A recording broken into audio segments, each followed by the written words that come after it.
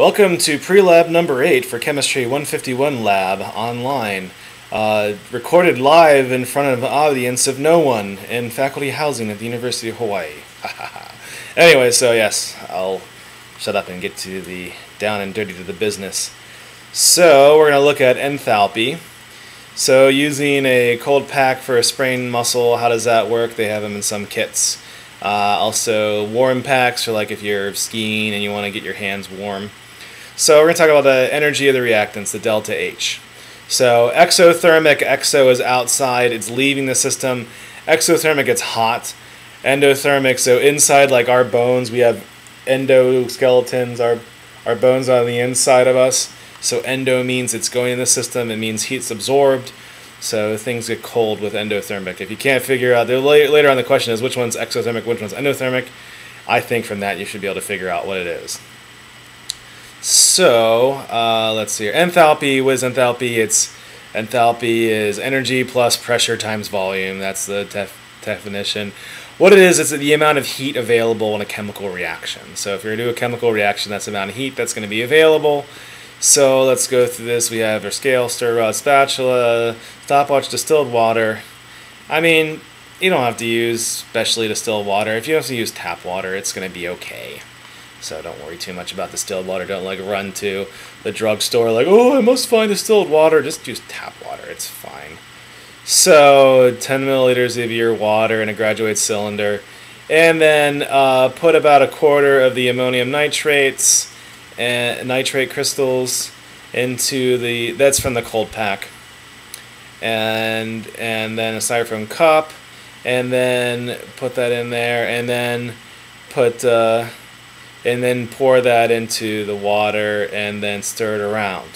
And then record the temperature and the time. You stir it. So the other thing is make sure you keep this thing stirred and keep an eye on the thermometer. This is one of those experiments where it would be really helpful for you to have a lab partner. So if you don't have a lab partner, maybe you can recruit your little sister or your friend or something like that if you'd like. Just make sure that they're safe though. But this is best if you have a lab partner for this one. So stir the contents. Look at it, and you'll show a table every 30 seconds or so.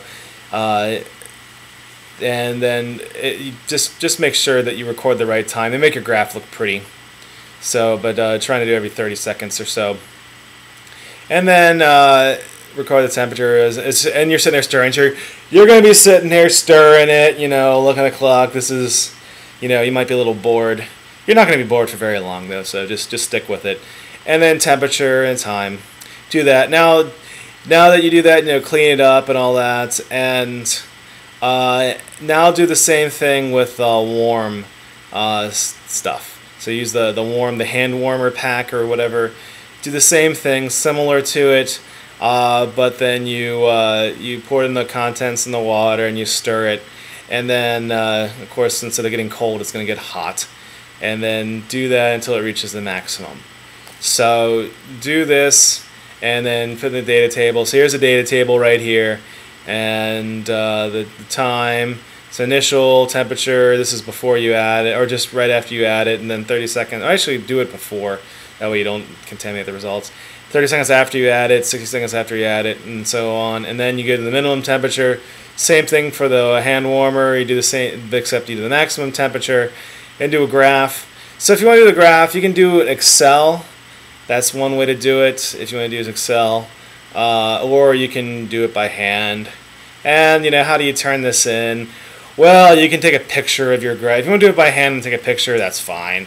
If you want to mail it to me, that's fine. If you want to do it by hand, scan it, that's fine. Really, I don't really care.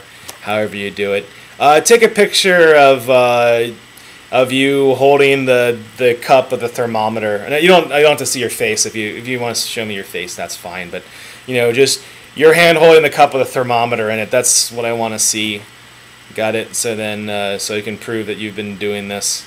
And then, so delta T is just the same one. So the one that has the greatest change in enthalpy is the one that's going to have the greatest delta T.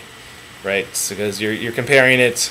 Both of these, you can see the graph here. Both of these compare to the the cold water versus so the room temperature water versus the cold water versus the warm water. So let me know if you have any kinks in that, and I will see you in the next lab.